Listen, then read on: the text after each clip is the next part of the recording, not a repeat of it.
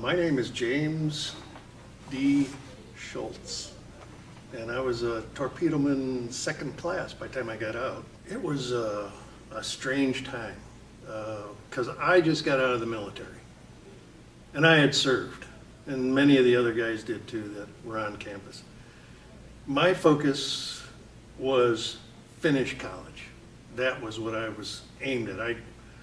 The Navy helped me get that. A lot of the classes, I took classes by exam. I didn't sit through 3 months of lectures. And the classes I took were, a lot of the Navy training helped me through. I would pick up 30 credit hours in 1 quarter just to try and get done as fast as I could. Now I was married, didn't have any kids yet. On campus, it was a strange time because there was a lot of anti-war demonstrations going on.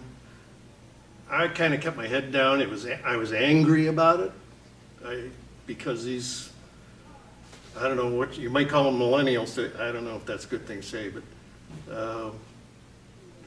some of these protesters weren't even students. They came on campus just causing trouble, and especially on the day of the shooting, they were a lot of non-student people there.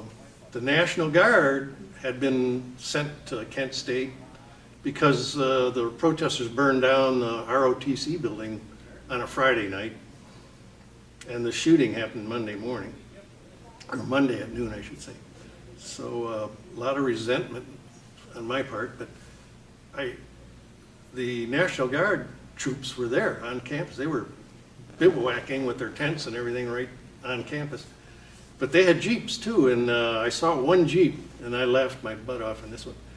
One of the off-campus houses, it wasn't a frat house, but they were flying a North Vietnamese flag on their front porch. This Jeep went right up on the lawn.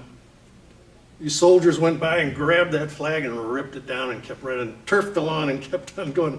I went, yes! But that's the kind of tension that was going on, especially on the day of the shooting. So I had a class in the morning, and I was walking I had a class at noon, and I was walking past the Commons, and that's when I looked over. Now the National Guard the guys were kind of marching up the hill trying to break up the protesters, and they fired off some tear gas, and the protester kids who were not students were throwing it was chaos. And then I actually saw them firing their rifles, but once again, I didn't think they actually had live ammunition in there, but it turns out they did. So it was chaotic. And then, I felt bad about everything that went on. It really didn't have to happen, but it was a time of turmoil. And it wasn't only at Kent, it was going on. Ohio State had problems with protesters, and I think Ohio U. So it was, a guy like me, I was there for education. That's all I was focused on. All the other stuff that was going on was, I viewed with a bit of anger at the time.